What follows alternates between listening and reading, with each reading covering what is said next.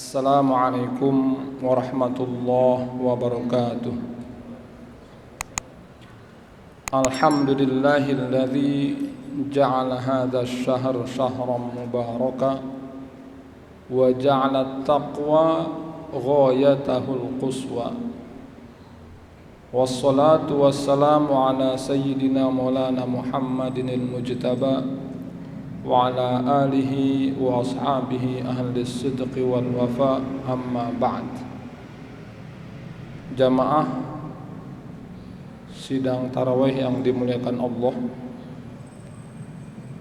kalau di judulnya, di judul kultum ya, walaupun realitanya lebih dari 7 menit, itu menuju insan kamil. Bagaimana menuju insan kamil? Insan kamil itu kalau dari segi bahasa artinya manusia sempurna. Maka mantan mufti Mesir Syekh Ali Jumu'ah mengatakan insan kamil itu ya baginda Rasul Muhammad sallallahu alaihi wasallam.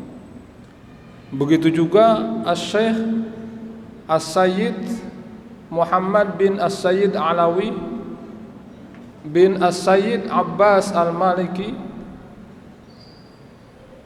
itu juga memiliki kitab yang berjudul Muhammad sallallahu alaihi wasallam Al-Insan Al-Kamil. Nabi Muhammad sebagai manusia yang sempurna. Karenanya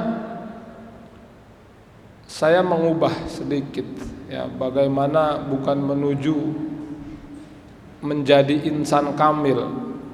Sebab yang insan kamil itu baginda Rasul Muhammad sallallahu alaihi wasallam. Maka bagaimana mencontoh al-insan al-kamil? Bagaimana kita mencontoh Nabi besar Muhammad sallallahu alaihi wasallam?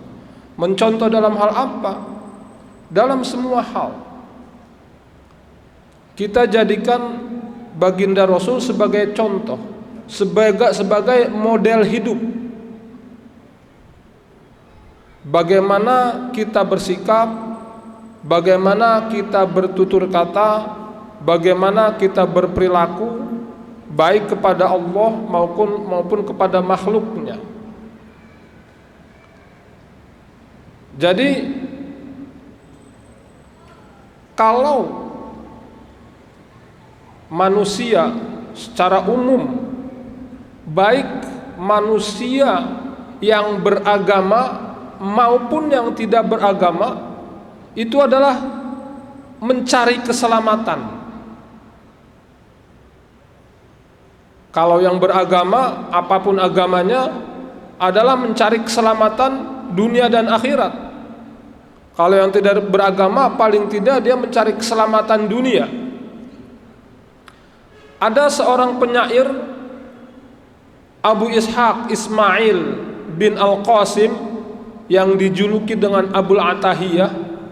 Penyair ini penyair zuhud. Zuhud itu kalau orangnya disebut zahid, orang yang tidak cinta dunia atau orang yang tidak dikuasai dunia. Tapi maka ada definisi zahid itu, laisa zahid man la yamlikud dunya, walakinna zahid man la yamlikuhud dunya. Orang yang zuhud itu bukan orang yang enggak punya dunia, tapi orang yang zuhud itu adalah orang yang tidak dimiliki dunia. Suatu saat Abul Atahiyah, penyair yang zuhud ini, menggubah puisi yang diantara isinya adalah tarjun najata walam tasluk masalikaha, innas safinata la tajri 'alal yabasi. Kata beliau, tarjun najata, kamu mengharapkan keselamatan, walam tasluk masalikaha, namun kamu tidak tempuh jalan-jalan, cara-cara untuk memperoleh keselamatan itu. Maka beliau mengumpamakan orang yang ingin selamat tapi tidak menempuh jalannya, beliau umpamakan dengan innas safinata la tajri 'alal yabas. Sesungguhnya perahu itu tidak bisa berlayar di atas daratan. Nah, kalau mau mencapai tujuannya, maka perahu itu harus berlayar di air, yang tidak mungkin berlayar di daratan. Hadirin jamaah tarawih yang dimuliakan Allah, begitu juga kita, orang yang beragama Islam, mencontoh baginda Rasul dalam segenap, dalam semua lini kehidupan kita adalah sebuah keniscayaan. Tidak bisa tidak. Dalam rangka apa? Karena dengan mencontoh Rasul itulah kita akan selamat dunia dan akhirat. Maka dalam banyak hadis, dalam banyak ayat, kita diwajibkan. Bahkan kalau bulan-bulan Maulid itu, ayat yang sangat terkenal itu, wa innaka la'ala khuluqin azim. Wahai Rasul, engkau betul-betul mempunyai perangai yang agung. Lalu bagaimana kita mencontoh Rasul? Apa step-stepnya yang harus kita lakukan supaya kita ingin mencontoh Rasul, supaya kita mampu mencontoh Rasul? Yang pertama, harus ada rasa cinta, al-mahabbah, tidak bisa tidak. Maka kalau kita jadikan pondasi kita bahwa mahabbah kepada Rasul adalah jalan untuk mencapai keselamatan, jalan itulah yang wajib kita tempuh.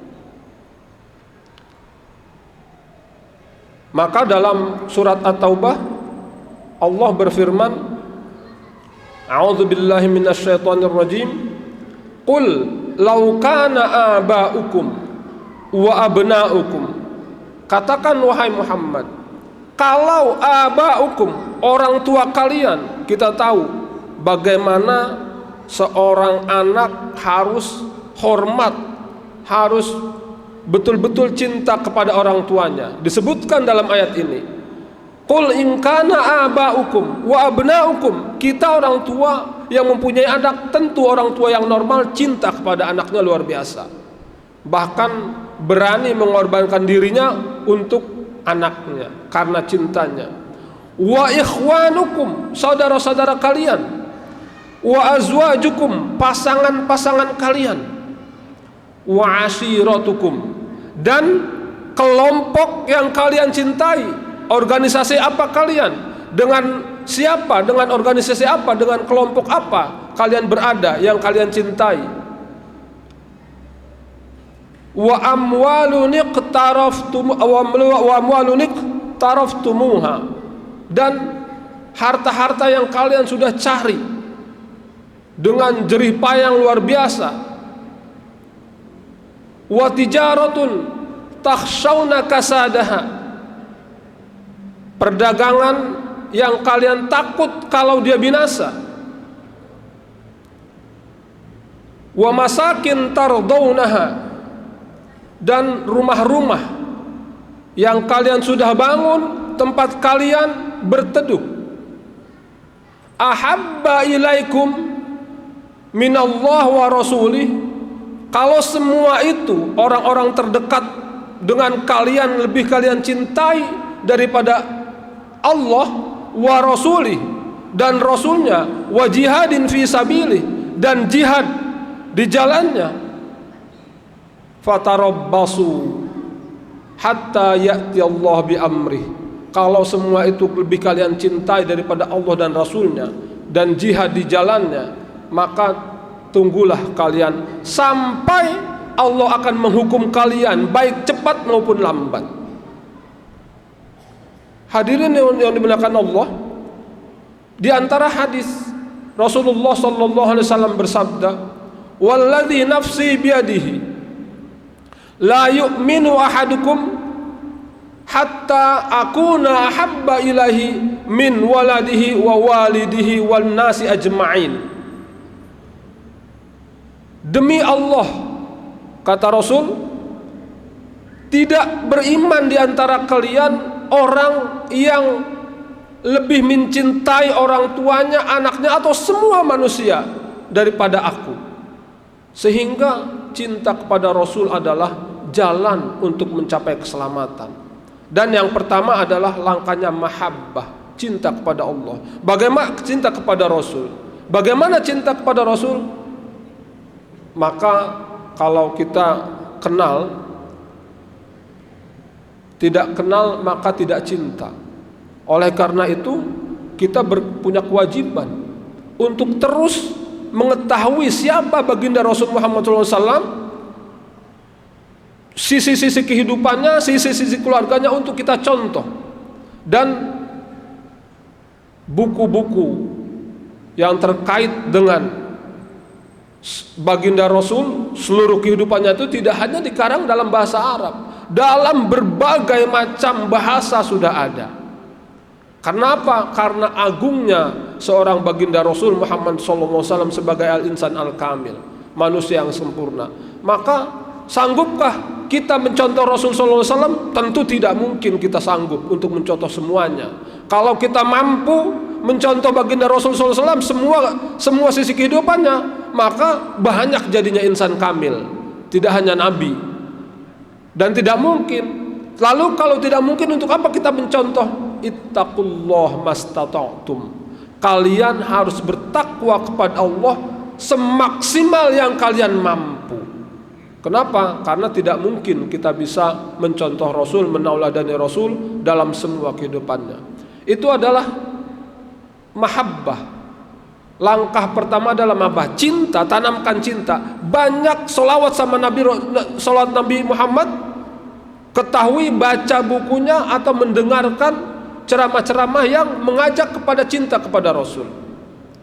Kenapa? Karena man ahabba biman al-innal muhibba biman ahabba muti'un. Orang yang cinta kepada seseorang, dia mentaati orang yang dicintai itu. Maka harapan kita ketika mahabbah muncul dalam diri kita, kita akan taat kepada Rasul sallallahu alaihi wasallam. Dan setelah mahabbah ada turunannya, yaitu taat. Karena modal dari taat adalah mahabbah dulu. Kalau sudah ada mahabbah, kita tidak akan merasa berat untuk mentaati Rasul sallallahu alaihi wasallam. Hadirin jamaah tarawih yang dimuliakan Allah, maka cinta kepada Rasul adalah kewajiban kita. Kewajiban kita. Ketika itu sebuah kewajiban, harus kita ingat bahwa keuntungannya bukan untuk baginda Rasul.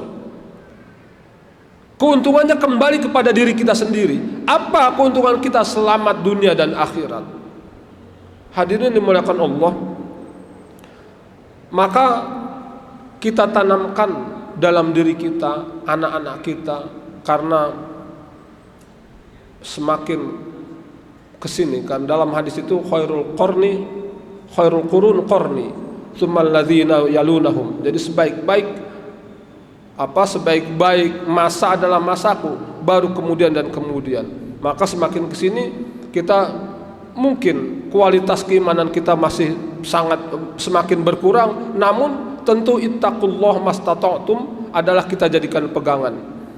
Bertakwalah kepada Allah semaksimal yang kalian mampu. Insyaallah kalau kita jadikan ini sebagai pegangan, tidak ada kata putus asa, untuk apa kita mencontoh tapi kita tidak mampu. Maka kewajiban kita adalah mencontoh semaksimal yang kita mampu. Hadirin sidang tarawih yang dimuliakan Allah, mudah-mudahan apa yang saya sampaikan ini bermanfaat untuk saya dan untuk kita semua. Kita jadikan momentum puasa ini sebagai ta'diban wa tahdziban, sebagai momentum untuk mendidik diri kita untuk lebih dekat kepada Allah dan untuk lebih cinta kepada Rasul sallallahu alaihi wasallam. Dan tentu kita mohon semakin bertambah umur kita, semakin bertambah ilmu kita, semakin bertambah dekat hubungan kita dan kepada Allah dan Rasulnya. Karena bertambah dekat hubungan kita kepada Allah, dan akan lebih baik pula hubungan kita kepada makhluk Allah Subhanahu wa taala. Wa ma uridu illa shalah wa taufiqu illa billah. Mohon maaf atas segala kekurangan. Assalamualaikum warahmatullahi wabarakatuh.